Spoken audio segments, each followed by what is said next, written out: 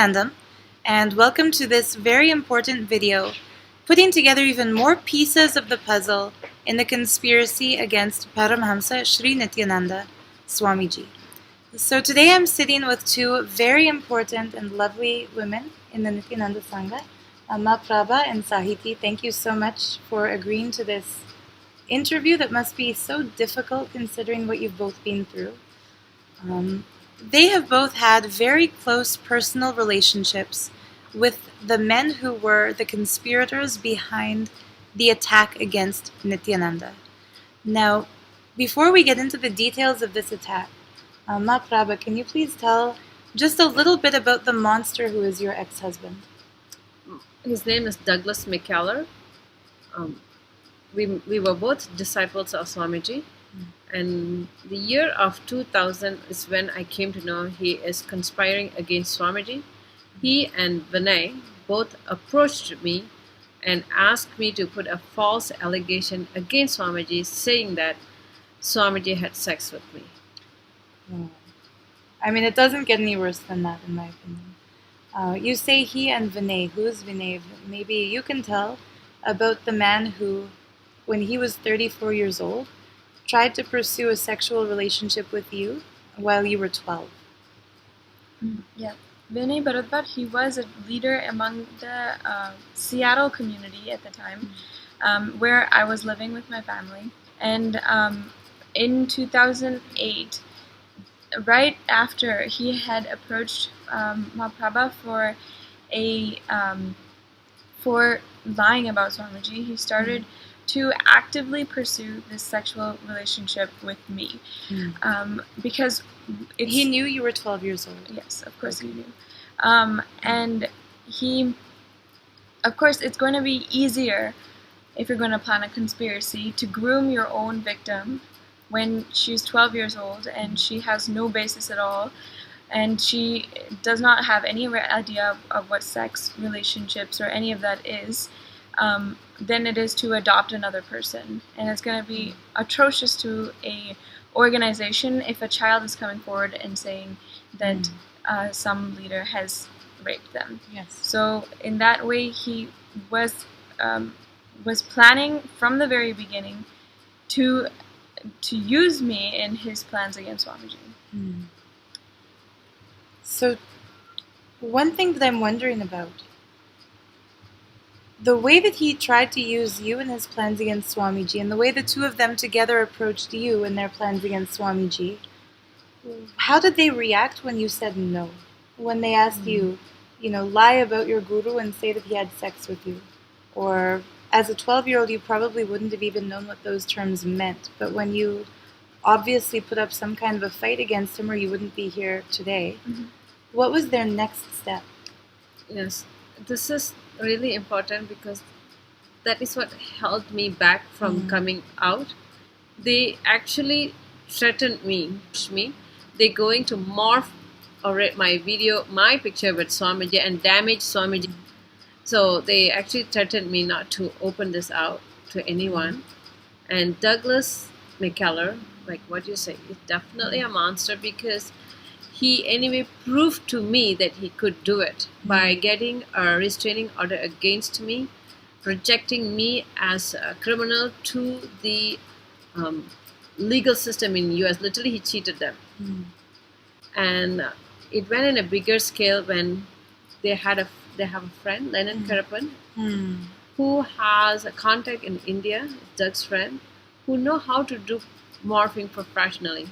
Yes. So they took it in a bigger scale. That comes Ranjita Andamai in the picture. So maybe for some of you, if you're watching this and you don't know the full story of this attack against Swamiji, up until early 2010, up until you can say early February 2010, Swamiji was like a rising star, not only in the Indian spiritual community, but in India in general. If you went to any of his programs, there would be easily 30,000, 40,000 people in queue, sometimes 2 or 3 days in advance, just for one hug from him. Now, that all changed overnight at the onset of the Kumbh Mela when a fake video was leaked by a group called Sun TV, the now defunct Sun TV, for whom the COO is behind bars. The video that Sun TV played was the video that basically came as the product between the alliance between these three men. And so Douglas and Vinay and Lenin. Now, the way that they morphed this video of the actress Ranjita and made it look like she was in a compromising position with Swamiji, you literally knew that they had the capacity to do that because they threatened they were going to do the same thing with you. Correct. And my ex-husband is also a graphic designer. By profession, he does that too. Wow. Now, what it's boggling my mind, and I'm sure a lot of viewers are also wondering, and I've seen this comment on Facebook, a lot of people, myself included, up until very recently, had no idea that we actually know who the conspirators are. For example, I thought Sun TV was behind the whole thing because they wanted to extort money. I didn't realize there was a whole other group of people trying to extort money. Now, I understand that after being put on trial for his actions against you, Vinay Bharadwaj tried to kind of divert the attention off of himself as a convicted child molester. He tried to divert that attention onto Swamiji. What claim did he make at that time to try to pass off the attention? In order to run away desperately from the allegations made against him and what later would be his prison sentence, he accused and falsely accused Swamiji of sexually abusing and molesting him later on in 2006 and 2005.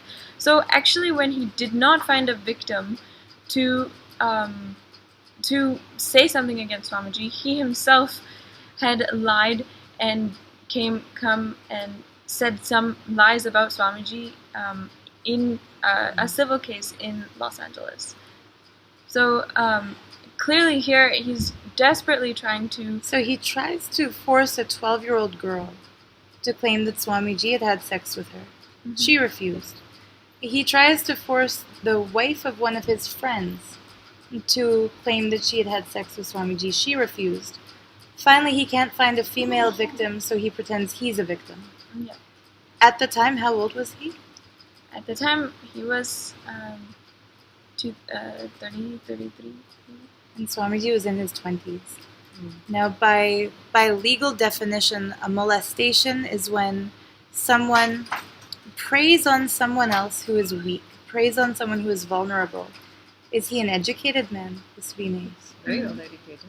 Yeah. Very well educated. He went to Indian Institute of Technology.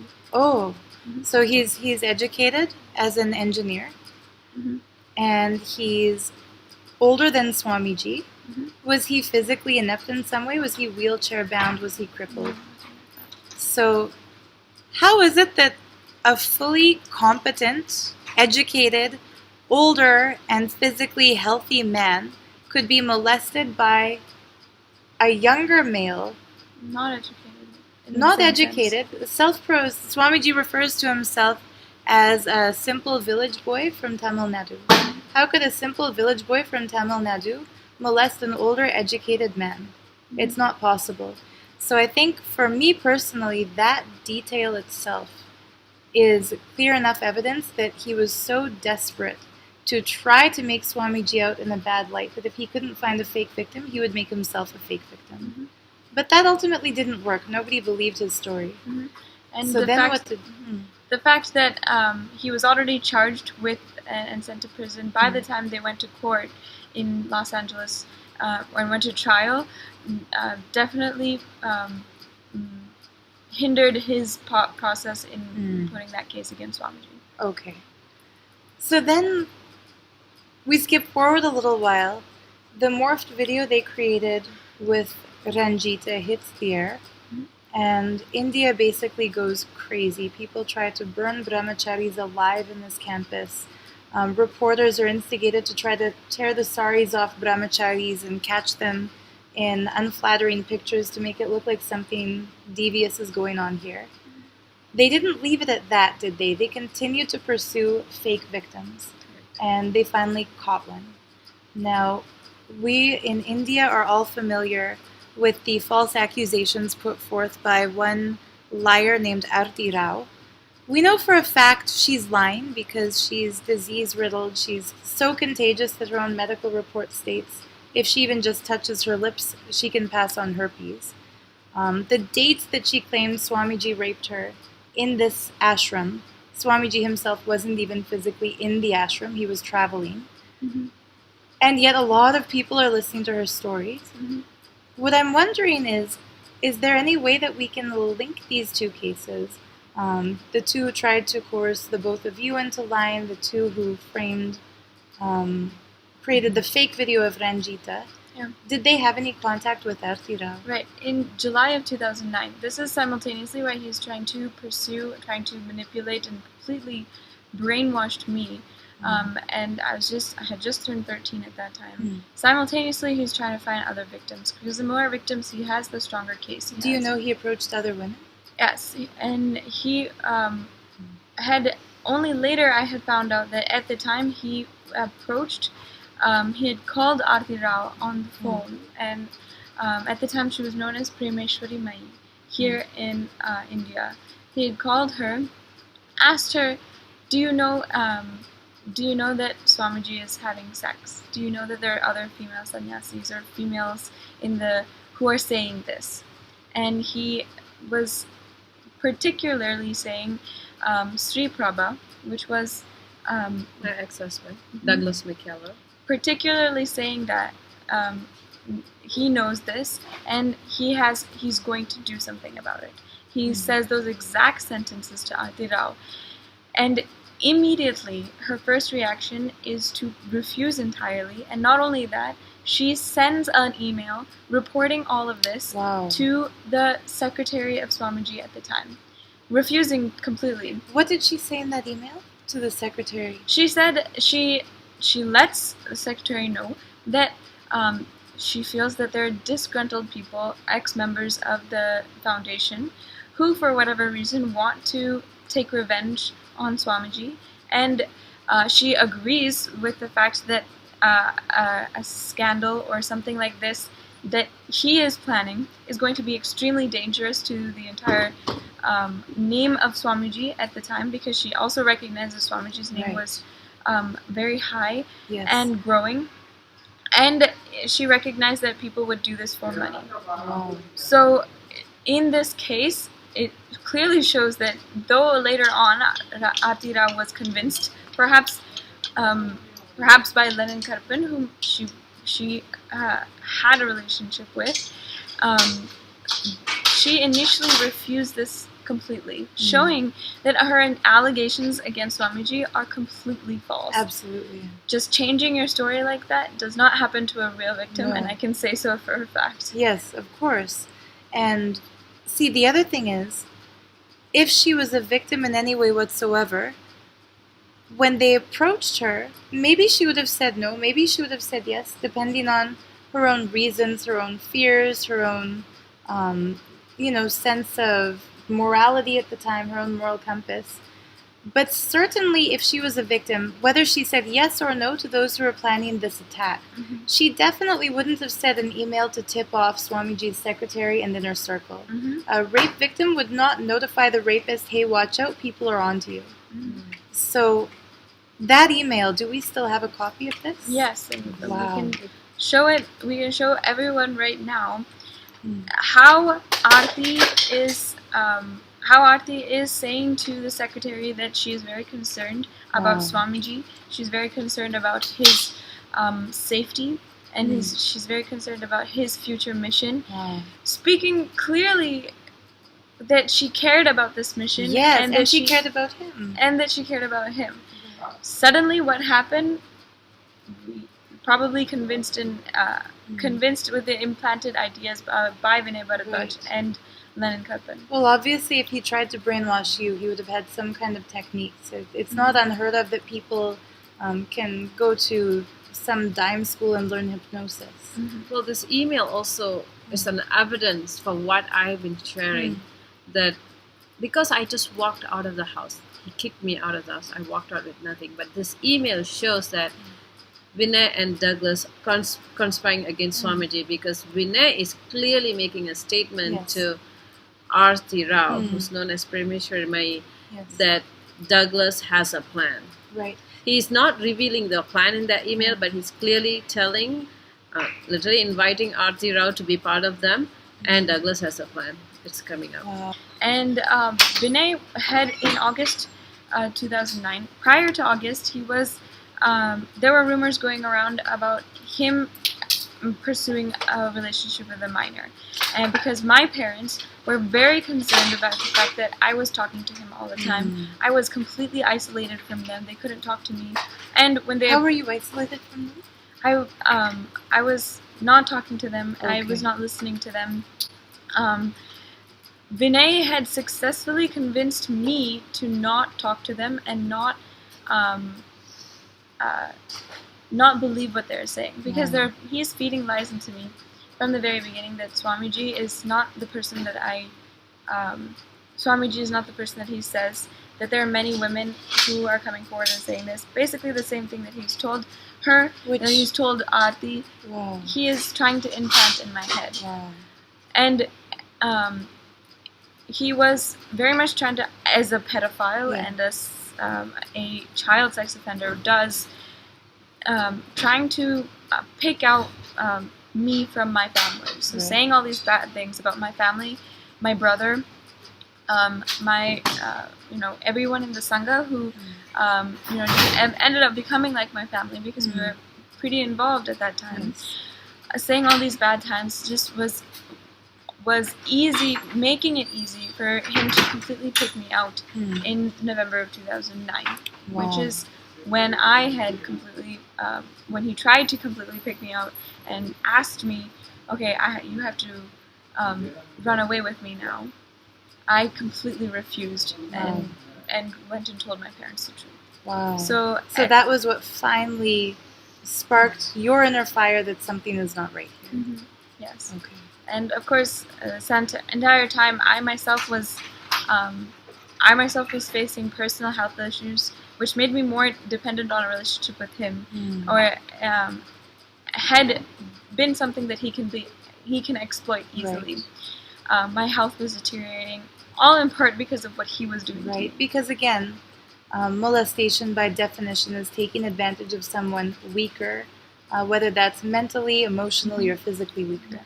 So when he was in the spring and summer of 2009, this rumor was going around that he was a child molester, and also on top of that, he was, when rumor came to Swamiji, of course, so immediately Swamiji kicked Vinay out. And there is a document saying that you are no longer a part of the Sangha, you're no longer welcome to be in the leadership position that we have trusted you with because of your immoral contact, continuous contact, despite what the parents have told you.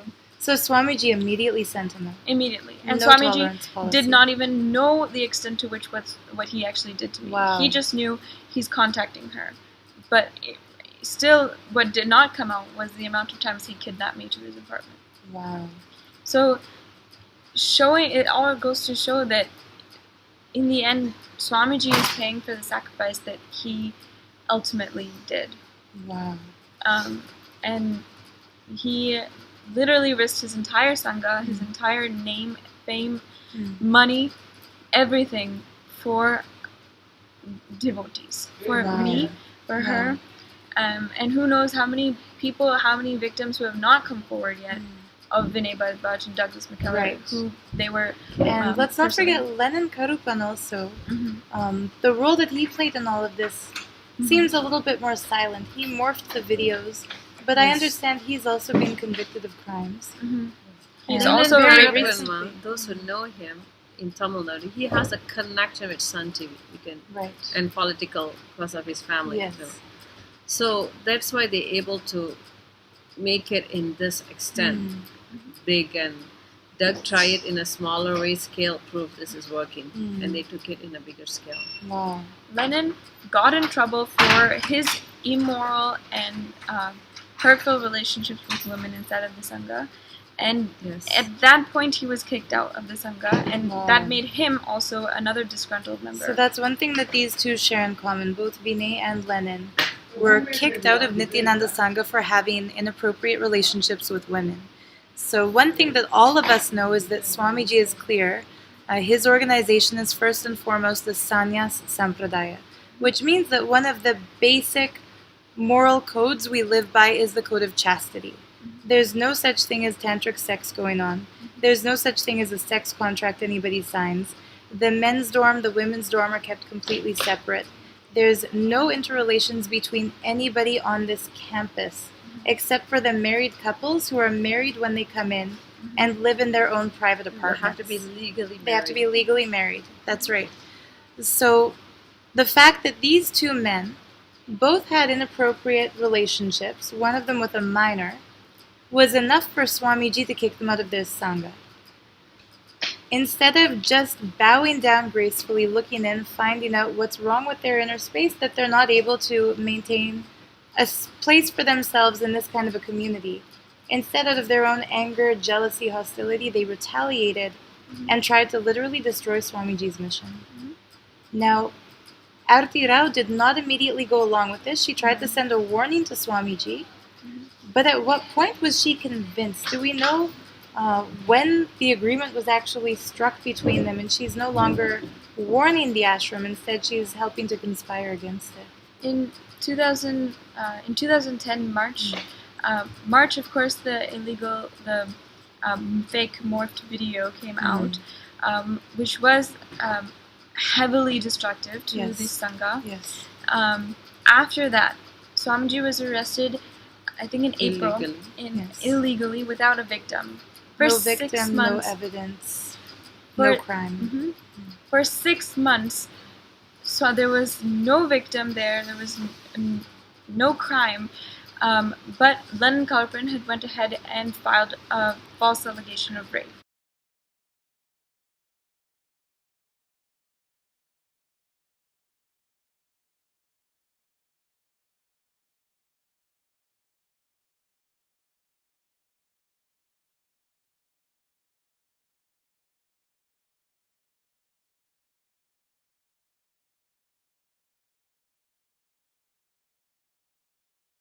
And for 6 months, he was basically desperately Once again, searching for... it's a man older than Swamiji who files the rape charge. Yeah, but saying that there is a victim, saying that somehow saying that the video is evidence for the rape, which of course Ranjita later comes out and says no, there's nothing.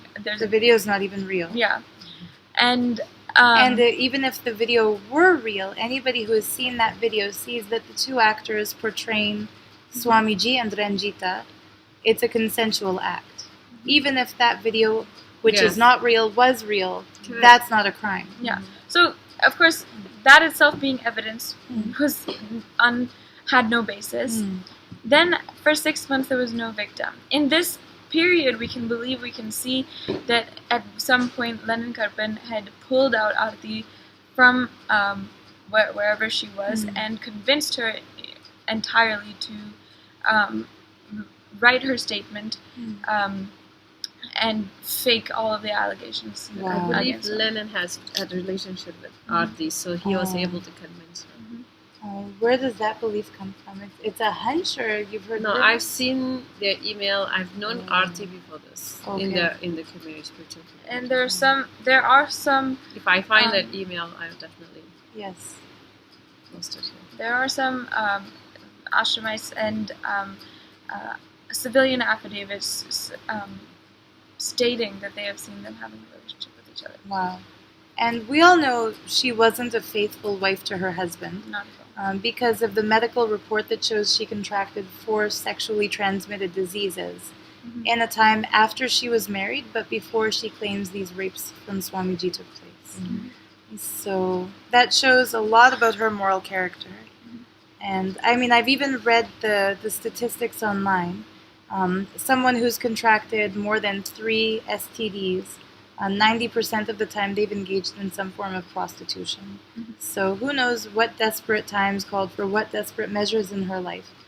I just personally can't understand how any situation could be so desperate as to lie about Swamiji, especially after seeing the good he does in the world. How many starving people he feeds, how many sick people he heals, how many poor students he educates for free. And how much sacrifice he goes Yes. for just a few devotees. Yes. And Aarti Rao, Premeshwari Mai, was holding the space. He was giving her the space as her mother. I understand the name Mai. I didn't know her spiritual I name used to until today. look at her so up and high, just because how Swamiji has given that space of my mother. Mai. I mean, Ma Nityananda Mai, who was Ranjita, and Ma Sneha Mai, all the Mais in the Sangha. We literally treat them as if they are the mother of Swamiji. Yes, Dayamaya. I used to So call her Mummy. Dayamaya. So, And Swamiji has actually described to us anyone to whom he gives the spiritual name Mai, he relates with as his own mother. So imagine the sickness and the perversion of somebody to make a claim that someone who treats you as a mother, whom you should be seen as a son, has raped you. That's literally the most heinous thing I can possibly imagine. Maybe the only thing worse than that would be having your husband try to coerce you to say that you had sex with someone whom you see as a mother figure, which you've mentioned is the way that you relate with Swamiji.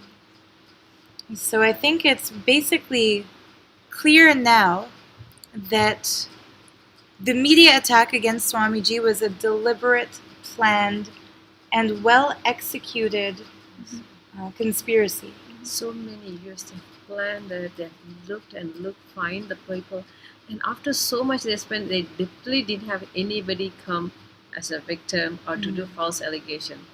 And in fact, even to this day, the blog site that your ex-husband runs, I looked at it just yesterday because as all of this was coming out over these last few weeks, I remembered seeing something when I first started my own YouTube channel. One of my viewers sent me a statement saying, why is it that Swamiji has raped so many women?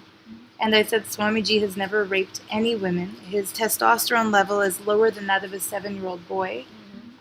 He doesn't even look at a woman with lust because his body is capable of producing its own dopamine at will, so he can create whatever sensation he wants without the use of another human being. Several affidavits, professional doctors have come forward and said that whatever Aarti and any allegation of rape has said against him is not even possible. He's not even capable He's of not doing capable of that. So I explained to them, Swamiji has not raped anyone and does not rape anyone. Where are you getting this information? They sent me a link to a blog related to Nityananda cult. And I read the blog post that they had seen, and basically the information they were getting is that at the end of that blog post, there was a statement that says, if you are one of the many women abused by Nityananda, please come forward to the police. We will support you. Whatever legal needs you have, we'll cover the cost of those legal needs. We have a donation box. Any money donated, we'll use that towards your efforts. Basically trying to bribe any woman poor and desperate enough to make an accusation against Swamiji. This came to my notice for the first time in 2011. I looked yesterday, it's still there. And so that means from 2011 to 2017, in 6 years, they've been literally trying to fish for victims. They only caught one. And the one that they caught, her story is so full of holes that it would be a joke, except for the fact that the media is pulling a spin on it to make it seem believable to those in India who don't know well enough not to believe the vested interest paid media. And taking advantage of the name that Swamiji has, because of course he has worked for it, with the good that he has done internationally, taking advantage of that by slandering it and completely putting it in a bad light. Who knows the kind of blackmail, extortion, and mess that goes on behind those paid media. Well, I know we get a brief insight into it in a recent interview I was blessed to have from Nityananda Swami. She shared with me that when she phoned Sun TV and requested that they air her side of the story, because for journalistic credibility, both sides of every story should be told. And she contacted them and said, the video that you've shown is not real. That's not actually me. Please let me make a statement. You should show both sides of the story. She was told point blank, we know the video is fake. We published it deliberately because we want to push Nityananda out of Tamil Nadu. Then they actually offered that if she pretends that Swamiji had brainwashed her and convinced her to do what was shown in the video, which didn't actually happen, they would pay her. And she refused to do that. When she refused the money, they tried to bribe her with political power. They offered her a seat in one of the local governments. She refused that also. When she refused that seat, she received a phone call suggesting in no uncertain terms that she should leave the country or else risk her personal safety. And that's when she went to stay for some time in the USA. So what corruption goes on behind the scenes of the paid media, I think is very abundantly clear for those who listen to her end of this story. It's one big, jumbled, tangled mess of instability and immorality and vengeance, violence. The thing is that it is exactly this that the avatar comes down. It is exactly for this amount of vengeance, pain, sexual abuse, and completely exploiting the vulnerable state of humanity, the vulnerable state of a child, from a child to all sorts of different people. All of this negativity that the avatar comes down, that he has to go through, and in the end have to prevail just to show humanity that he is the avatar. Right. He's like a lightning rod for all the toxicity out there. Yeah. So I hope that the truth finally prevails for in effort with these videos, and of course ongoing persecution, ongoing war that's going on in court and outside of it. I hope that the truth finally prevails for the ultimate enrichment of humanity itself. So whatever is happening, based on every experience I've had with Swamiji, from the injury that he cured miraculously, I had arthritis in my left knee, he cured it overnight. He's done so many miracles, I can't even name them all in one video.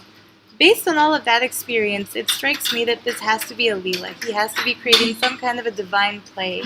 It's Sadashiva coming down to the planet, and by putting himself in a position where he is victimized by the paid media, and he is set up in such a heinous crime, he'll put an end to all of these kinds of dirty dealings once and for all. Nobody could even stand it, man. If it's Nobody not could stand because this. of his incarnation, that's why he could stand it. Nobody. Nobody else could have lived through what he's been put through. And nobody else could have empowered two brave souls such as yourselves to live through what you've lived through and still be radiating after all of this. So thank you again so much for sharing your stories. And we'll post the images of these emails at the end of this video, so keep watching for that physical proof. And also please visit the website www.nityanandatruth.org, like the Facebook page called Nityananda Truth, and start sharing these facts. Anybody who you know who has ever questioned Nityananda, claiming, didn't you see the sex tape, or didn't you hear about the rape victim, or don't you know about the contract? If you know anybody who has been victimized by the lies told, instigated by these three heinous individuals, and propagated by the paid media in India, share with them what you've learned today, because it is time the truth prevails, and it's time that those who created this fake story are held accountable for their actions. It's now time for them to be on trial, if not by media, at least by social media. So, thank you so much. Nityananda.